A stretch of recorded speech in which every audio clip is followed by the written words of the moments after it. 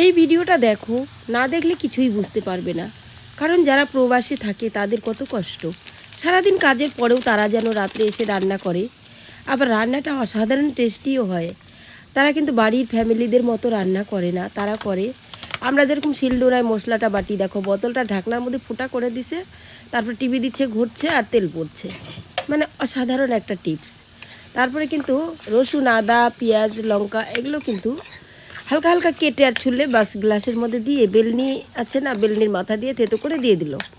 তারপরে মিট মশলা, হলুদ, লবণ গুঁড়ো এগুলো দিয়ে এই যে নাড়াচাড়া করছে। নাড়াচাড়ার পর একটা ঢাকা দিবে হয়তো, থুবাথুবি করছে যখন।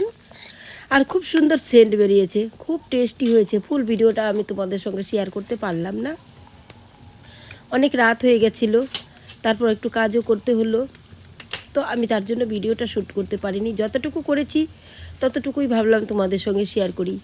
তো কি সুন্দর রান্নাটা দেখো প্রায় হয়ে গেছে। যখন জালটা জ্বলছিল না ভালো, তখন একটা পাইপ আছে, এই যে পাইপটা দিয়ে ফু পাড়ছিল। চুলাটা দেখো এবার ফু পারলো তো চুলাটা খুব সুন্দর বেশি করে আরও জ্বললো, খুব ধাও ধাও করে তাড়াতাড়ি হয়ে গেল। পেটে খিদা, সারাদিন কাজ করছে, কাজের পরে কি আর রান্না করার ইচ্ছা করে?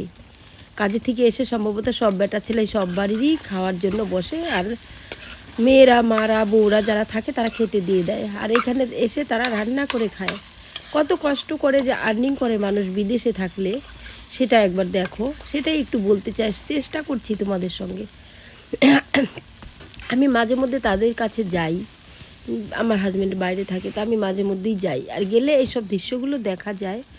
গেলে খুবই কষ্ট হয়, কষ্টকর, যন্ত্রণাকর ভিডিও এগুলো। ভিডিও না, আমার মনের কিছু কষ্ট তুলে